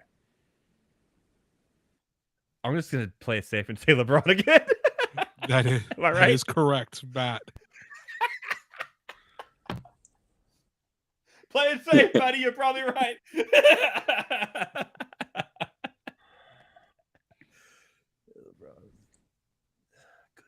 Between two, I'm just gonna go with LeBron, but I don't think that's right. That is incorrect. No, what? It's the Black Mamba. That is correct. Kobe 0708. Adam. Kobe. This one's a little tricky. What year is this now? We are at 0607. Okay, so just after college. Wait, who was the last one? Kobe was the last one. Didn't Kobe win multiple too, or no? Kobe won. My blanking. Dirk? Dirk is correct. Thomas. Or sorry, Edward. That- Edward. I am screwed. I'm so screwed. So we're at 2005, 2006. I'm gonna say Kobe again. I mean, he had to win more than one, right? Like, during that time. That is incorrect. I wanted him to say his answer. He said it. It's Steve Nash. That is correct. As he screams into the black void again. I really wish that everybody could see what he's doing right now. That's hilarious. Okay, Adam, we are at 0405. Nash win 2 in a row. So wouldn't it be Nash? That is correct, Thomas. 0304. It's either Tim Duncan or Garnett. I'm gonna go with Garnett. I'm Minnesota. That is correct, Adam. I mean, if you're just going to give me a legitimate guess, I'm going to say Tim Duncan here. Tim Duncan is correct. Thomas. It's Duncan. Duncan again. That is correct, Adam. I feel like we're getting to a point where Shaq should have an MVP. So let me take Shaquille O'Neal. That is incorrect. Thomas, we are at 2001. I thought that it was Shaq. Shaq would have been my answer, but if it's not Shaq, then it's AI. That is 100% correct. Mm-hmm. Well done, Allen Iverson. Adam, for the record, Shaq won it the year before Iverson. You were close. Yeah. You were close. 01 is Iverson's year, baby. Love AI. Oh, man. I wish I would have gotten that. Also, I wanted you to say Steve Nash so bad. you literally. I went Kobe again because I thought Kobe had to win one. at least two or three. That So what I think, this went really well. By the way, Thomas won in a landslide. It wasn't even close. So Thomas finishes with 34. Hey Thomas, you want to do some immaculate grid? Thomas finishes with 34. Adam with 28. Edward with 18 and Matt with 14. So well done, guys. Now, the only difference I want to do next time, just because seeing Edward freak out was absolutely hilarious, I think what I'll do is I'll leave you guys on screen, but it'll be muted. Yeah, I'll just be I was genuinely getting pissed that I missed those and they said it right. I was like, oh, Steve, Yeah, I even told myself that a minute I before. was between Kobe and LeBron, and I went the. Yeah, very well done, guys. That was fun. We're definitely going to end up doing this again. That was great. Yeah, and you have to wear the hat. Oh, dude, this is my game. This is my game show hat. Of course, It's not official without that. And we got to find some game show music that we can play. And I like Selz's idea. Get it like a little microphone. I'm gonna have to see if they sell like one of those Bob Barker microphones, and I can plug it into my laptop. I'll have to see if I can do that. The old stick mics that are like this. Yeah, yeah, the stick mics. I think it'd be funnier if you just used your normal mic and still had the little mic. Yeah, just had it right here as a prop. That's pretty smart. Okay, I'll see what I can find. All right, man. That was a lot of fun. My goodness, Heavy T coming in with the He could just make one. Just get like a dowel and paint it black, and then put like a foam ball on top. Oh, that's not a bad idea. Okay. Or like those old like talk to you microphones when you were a kid that were plastic. Yep. Yeah, like little Fisher Price mics, all that stuff. Oh my goodness. Yeah, this is definitely going to be a thing going forward. So hey, I want to thank you guys, Thomas Stevens, Thank you. Adam, of course, at Pucking Thoughts, at Better Thomas. Adam, tell them where to find you. Hockey stuff still going off season as well. Tell them so we got Better Hockey Now going each week right now. There's not a lot to talk about, so we're doing some mock drafts. And also, Mr. Jared Moore and I got a Rip and Riff debuted over the weekend. So if you like to watch some cards get packed, ripped open, and maybe a starting lineup or two, then tune in. That sounds like a lot of fun. I just got some new ones in boxes from Target that I got to open up later tonight. What'd you get? When I'm done with the show. Just the autograph rookie ones that when you find them, you get them. There's like 3 cards in the pack, and there's like you never know. Like last year, I got a Isaiah Likely one autographed, which is kind of cool. So hopefully that one. And Jalen Tolbert was in there from Dallas Cowboys, and then some other guy who's now in the XFL. But shout out to the other guy. You never know. Shout out to the other guy. I don't want to go open up, but I got a brand new one that I want to open up later. But maybe we'll do a guest rip one day. That's a good idea. A guest rip. I like it. I like it. Sounds like a weed show, but all right. Yeah.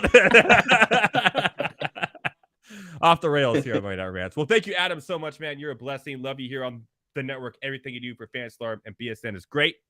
Catch him out at Pucking Thoughts, the best name on X. Thank you. And Thomas, you as well. Thank you so much for Rant on the Street. We'll see you next week for great questions galore. And then the week after that, we're doing the Guillotine League. So that'll be fun as well.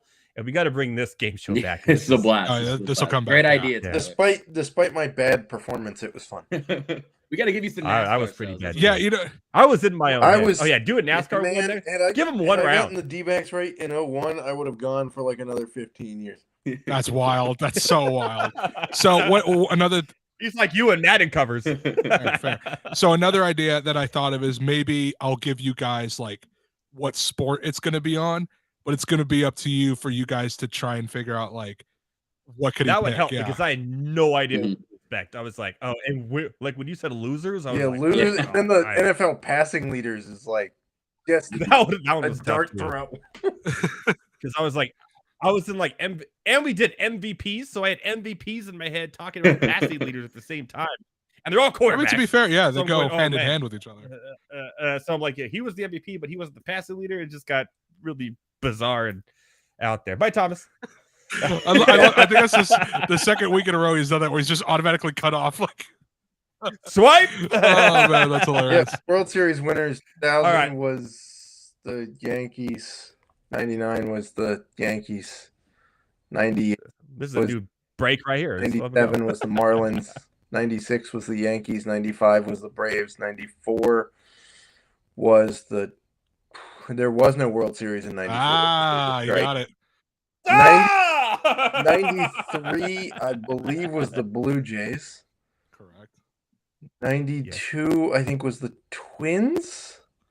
92 is the Blue Jays again. 91 is the Twins. Oh, they went back to back. And then 91 is the Twins. Yeah, 91 is the Twins. Yeah.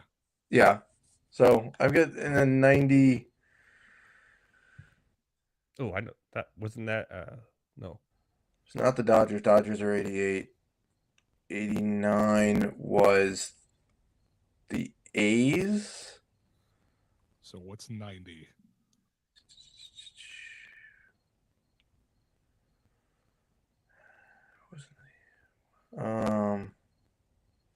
Oh wait. That was the Braves.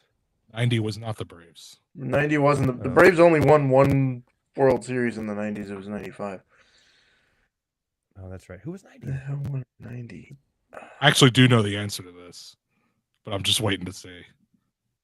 We have to go to break. We're just trying to figure. Everyone's like, "Come on, man! I just googled it. I know." Yeah, it wasn't like the Reds, was it? It was the Cincinnati Reds in 1990. What? Yeah. What? Goodness gracious! All right. Well, let's take a quick little break. Let Heavy T take his game show outfit off and his lovely. He's coming with a bow tie or something. Yeah, he's gonna be all dressed up like a tearaway or like a tuxedo There you t-shirt. go. Now we're talking. For next week, after the break, Matt Selz is staying with us because we got prospects to talk about. There was a trade deadline in the MLB last week. We're going to talk about. I actually got some questions about some prospect trading, and I was like, I don't know. I'll just have Matt Selz on and I'll ask him. So we'll do that after the break and more. Monday Night Rants. Make the cut. Let's go. Love it. We'll see you after the break, my fellow ranters.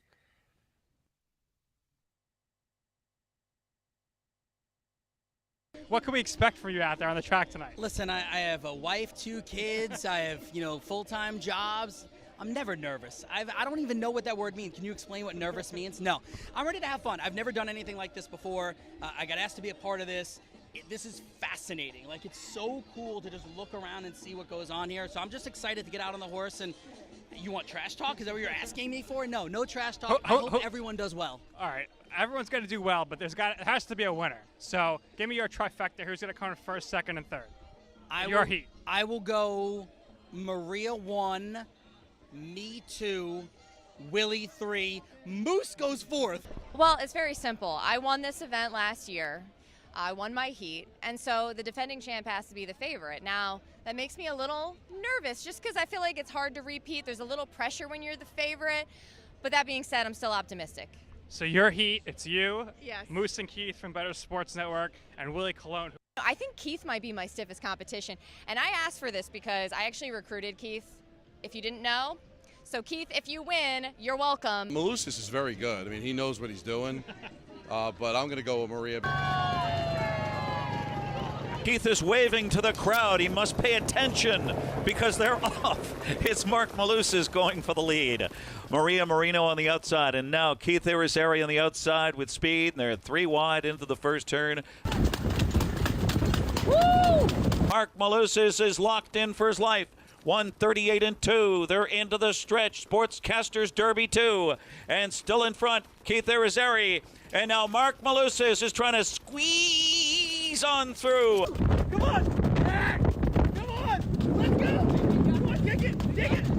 Yeah! Keith Irizarry. Keith, you did it all the way, wire to wire, over Mark Malusis. Awesome!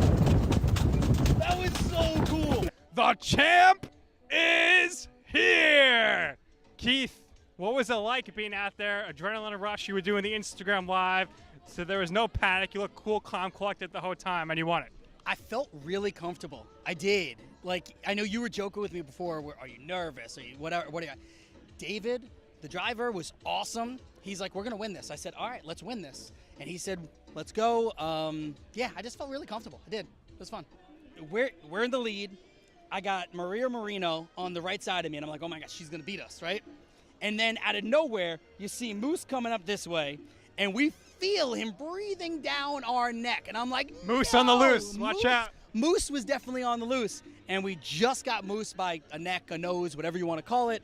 Yeah, but again, all of this for a great cause, and it was absolutely awesome to do this. It was cool. All right, Keith, congratulations, and no matter what, you could always hold this over Moose's head. Yeah!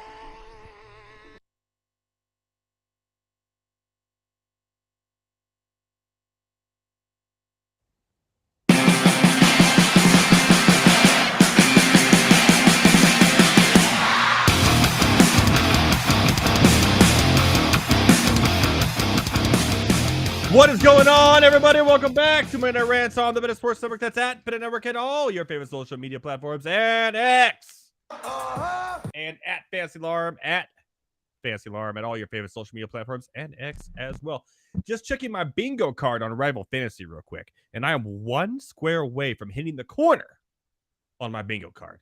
What? That's right. All I need is a Corey Seager double, and I hit my corner, which is the 4 corners in the bottom and the top, I hit that corner, 10% of tonight's prize pool, which is $1,000.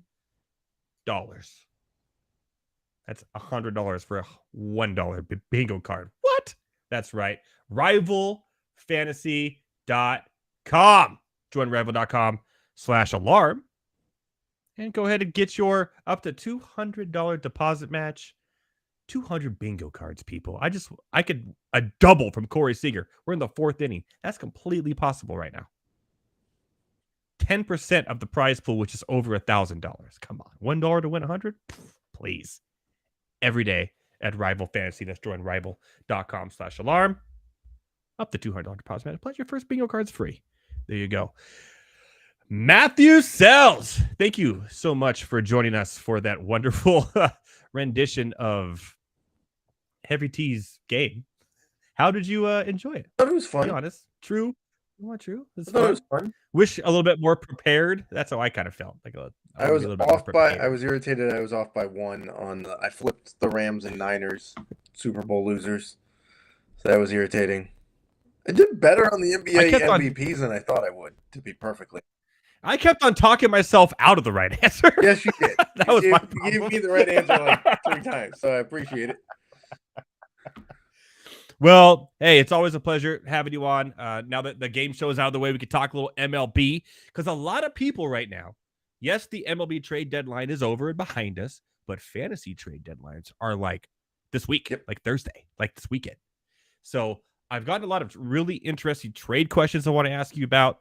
An MVP question that I really can't answer, to be honest. So I'll let you answer. And then, but quickly though, I do want to talk about Grill vs. Grill and your immaculate week of NASCAR betting. Obviously, the race was from Michigan was today because of the rain, and it was a good race. Interesting.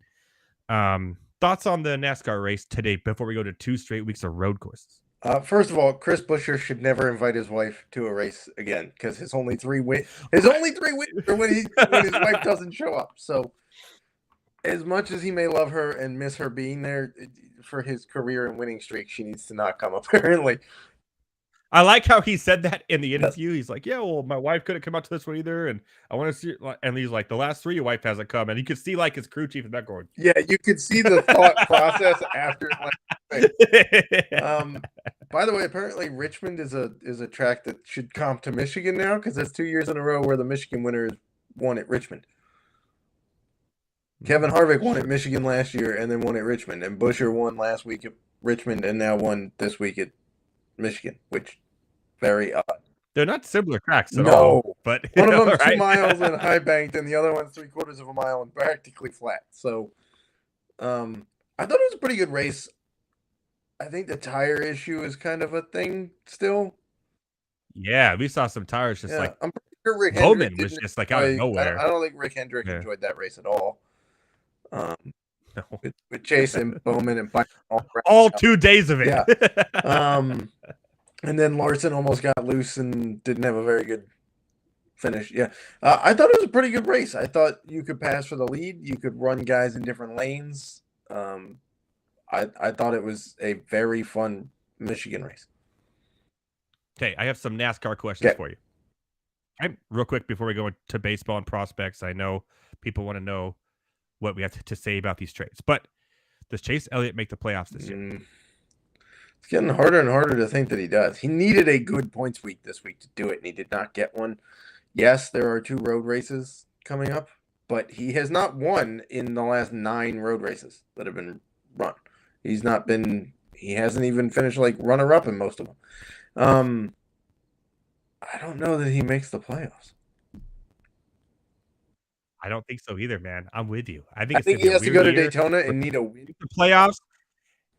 He doesn't make the playoffs, and Ryan Blaney becomes the most popular driver when it's all said and done because of it. What? A double negative for Chase Elliott this year. All because he went snowboarding. I mean, I think the first one's going to happen. I'm not sure about the second one.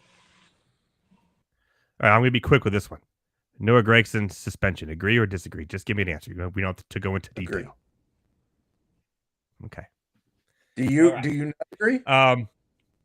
Do you not? No, I agree. It's stupid. Yeah. You can't like something when you represent that many companies, and that's like, and That's the Denny stupid. thing. You got to be the Denny smarter than meme. At least it was on topic, and he apologized and immediately took it down. Do you remember the Denny thing? Yeah, no, I do. Larson had to But restart, this then- one was like, this was something from 3-4 years ago. Yeah. That, like, what? Like, what are you thinking that day? Like, And the so people stupid. attacking the It's just journalist why. for doing his job and verifying something that was shared with him is correct should just lay off of him. Guy's doing his job. Also that too. Yeah. We'll leave it at that. Google it. Give it a goog. Go look at it if you want to see what we're talking about. I think it's only one race, right? It was just No. one race. No, it's more. NASCAR suspended him indefinitely. Oh, wow. So Josh Berry is going to get his chance now. Well, I don't know if Josh not the Berry right car, fills in for him the rest of the year or not. It probably depends on Xfinity and whatever. I'm sure SHR would love him to get free training time in a Cup car before he over the Ford. Heck yeah, I would too. If I was Josh But Berry, I I'm also like, yeah, don't think that that Gragson gets a Cup car back. I don't like him anyways. He hasn't done anything. You also have to keep in mind that Legacy is going to Toyota next year.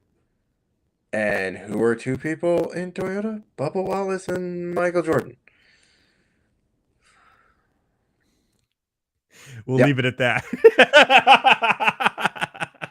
Also, his biggest moment of the year was getting punched in the face by Ross Chastain. It's either that or a terrible haircut. Oh, his haircut's terrible too. Yeah. So there you go. All right. Does Martin Truex Jr. win the championship this year?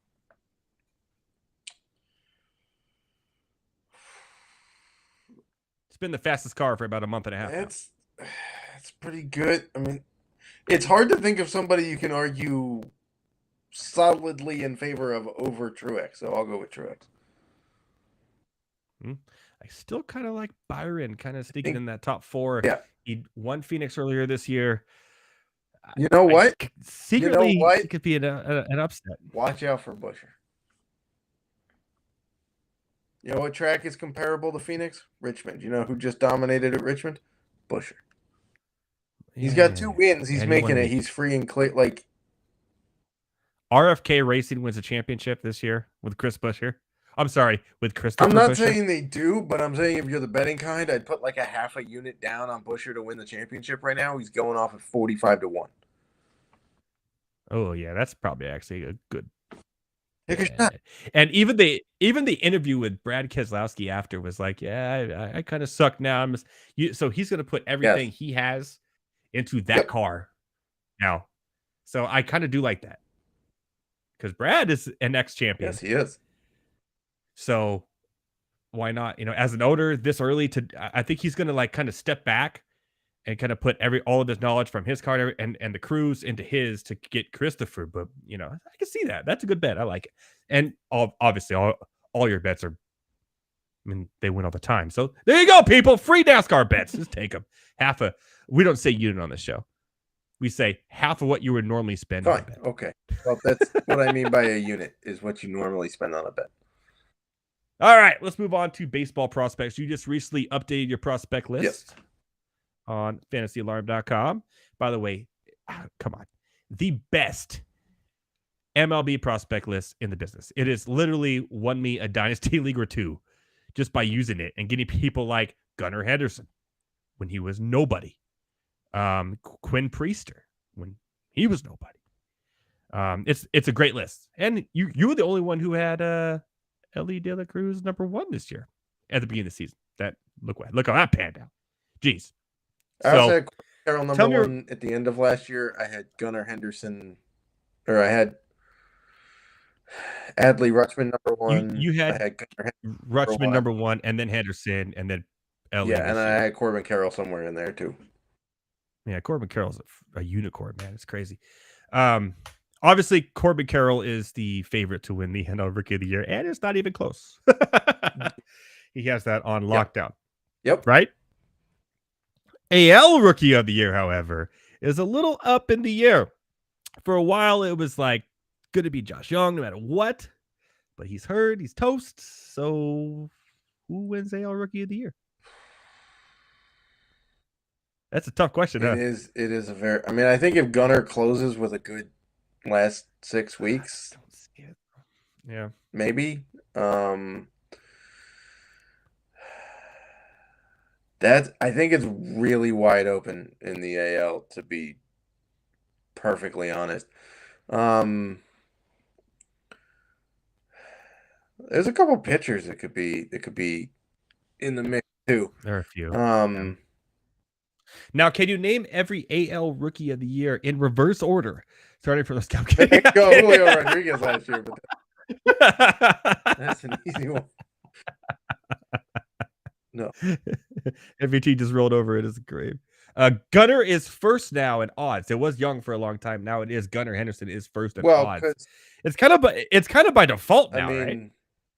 Yoshida from Boston, as well as Casas from Boston. He's had a sneakily good year. He has. I bet on him. Like, I didn't bet on him, but like I have him rostered in several fantasy baseball leagues because I thought his skills were going to translate, and they've worked out. Casas woke up from a slumber and has just been annihilating everything the last 2 months. I was high on Tristan Casas for a long time, saying he's going to get it. He's going to get the starting job. Obviously, he did, and I was like, so I've held on. I've held on throughout May. It didn't look like it was great, and then he's just exploded. He finally figured it out. So, yeah, I really like. Yeah, I would say. I mean, Jung, I don't think is going to play again this year. No, he's out for the year. At least in the regular season, he's not playing. Yeah, because Texas, man, the Rangers are going to make the playoffs, aren't they? I mean, they came into the trading deadline and all they did was add Scherzer and Jordan Montgomery. Yeah, it's pretty good. I mean, they did lose DeGrom, though. Okay, but DeGrom pitched twice. Yeah, I mean, my bigger concern is they lost Jung and they lost Jonah Heim. Oh, yeah, Jonah Heim was crushing, dude. He was in my Great Baseball Invitational. He was my stud catcher, and I lost him. And now I'm playing Gary Sanchez and a mixture of nobody because there's nobody. I mean, Gary Sanchez has 15 homers now. So he's been great, but I have Joey Bart, who's isn't even called back up yet. Bailey is taking his job, and he's gone. I'm just rolling with one catcher pretty much, and I'm ranked 124th overall in the whole thing right now. It's crazy. But so anyways, yeah, sorry, tangent. Do the Diamondbacks hold on to make the playoffs? Or are they done? Well, I think this is a nightly thing now because my wife started watching the Diamondbacks because we're in the Central Time Zone. We talked about this. The Diamondbacks announcers. We get East Coast games and now we get West Coast games, and she likes the broadcast crew for the Diamondbacks. Pretty good crew. Berthium and Brentley, I like it. But she's been sweating bullets for 6 weeks and living and dying with every loss, which obviously right now there's a lot of losses. I think they turn it around. I think they sneak in with the third wild card. I don't. I think the Padres still sneak in because you got the Cubs ahead of them, the Diamondbacks. Okay, well, I'm not being biased. I'm saying the team-wise, the talent. Although losing Musgrove's done. Huge. Yeah, that's a big loss because trying to replace that with Rich Hill. No. Okay. So maybe you're right. I don't know. Some questions here before we have to go. I want you to name a MLB prospect because September is the rosters expand in September. What is the enough where prospects will be called up? What prospect are give me one for just give me two. Doesn't matter the teams or what league. Will come up and make a difference to your fantasy championship run in your baseball team. So Curtis Mead was just called up. It's not September, but he was just called up. I think that guy's here to stay for Tampa. One guy to watch, Diamondbacks. I think Jordan Lawler might skip AAA. I think he's been crushing baseballs for the Sod Poodles. Crushing them. And he's got a 24 game on base streak going. So I think Lawler might come up. Baltimore's got a few different dudes who they could call up. They have Ortiz. Is Ortiz still a thing? Joey Ortiz? I haven't seen him all year. Man, he's been on the shuttle between Norfolk and Boston and Baltimore all year. But Heston Kjerstad's a guy that could come up and do damage. I have him in my dynasty too. Toby Mayo could come up and do some damage. DL Hall might be back and do some damage for their pitching. It's crazy how deep that Baltimore Orioles By the way, team I haven't got even mentioned really the quickly. 19-year-old top prospect in Jackson Holiday. He's not coming up this year. No, but he's crushing AA at 19 years old. Yeah, he's going to be good. Yeah. And by the way, every time he scores a run, he's never safe, just like his dad wasn't against my Padres. I don't know if Cleveland calls up Kyle Manzardo or not. They might. Ooh, I like that. Well, I mean, at this point, they need to call up somebody. And Detroit may call up Colt Keith this early. I don't know. Maybe. Oh, you heard it here first on My Night Rants. That'd be something. But whoa, that's gonna be. And the Yankees should call up Everson Pereira. I'm sorry, they need that bat. Is he 20 yet? 19. I don't care, man. What he's doing at AAA is ridiculous. He's dominating. Yeah. Going to be a stud too. Hopefully they treat him right. Like, all right. I have a trade for you here. A question I got asked that I didn't know how to answer. I did answer it eventually. And I want to know what you think about it. This was a dynasty baseball trade right before our trade deadline happens this Thursday. It's Yuri Perez for Jackson Chourio. Straight up. Who wins the trade? I'll tell you who I said after you choose. I will take Chourio, the Chourio side. In a straight up trade, I have to go with the pitching or with the hitting side because they affect the game. 100. You mean Julio Rodriguez too? He's really good, and I don't care how loaded the Brewers outfield is; they're going to make room for Chourio. That guy. Yeah, he's Julio Rodriguez too, with maybe a little bit more power, which is insane. Yeah. By the way, he has a brother too, Jason Chourio. Yeah. Not as good. What he's on? Not as good, but he's on. I don't think he's on. He got traded. I don't remember where he went to after he got traded. I don't think he's on the on Milwaukee. No, they're not both on. Why do I want to say Cleveland? So you would take Jackson Chourio in that trade. I said the same thing. Although Yuri Perez, his peripherals can be frontline starter. Jason Chourio is Cleveland. Cleveland, that's right. I mean, Yuri Perez is. I love Yuri Perez, but I know, but everything about him says blowout elbow, convert to closer. Like everything about him says that to me. Right? Am I wrong? I think he's the real deal. Okay. Just keep him away from boats because the last guy who was this good. Whoa. We don't talk about Fernandez on this show. Oh yeah, that was sad, man. I remember that. He was on my Dynasty League too. That was sad. I've had the worst luck with Dynasty League players, dude. I had the Angels pitcher on my Dynasty League. I'm laughing because it's sad. I had the Pirates closer who did things with kids that I had to get rid of. Like, man, I just had bad luck with pitchers. So that's why I'm going the trio route. All right, everyone. Matt Selz. Selz, real quick, tell everyone where to find you. You got 10 seconds. I'm Go. on Fantasy Alarm, Picks-Wise, X, Twitter, whatnot. Salesman. I got all sorts of baseball, NFL, NASCAR stuff, betting. We're good. F1 betting. We're good. We're good. From Heavy T, from Thomas Stevens, from Adam Bernard, my buddy Matt Selz. See you next week, my fellow ranters. We're good.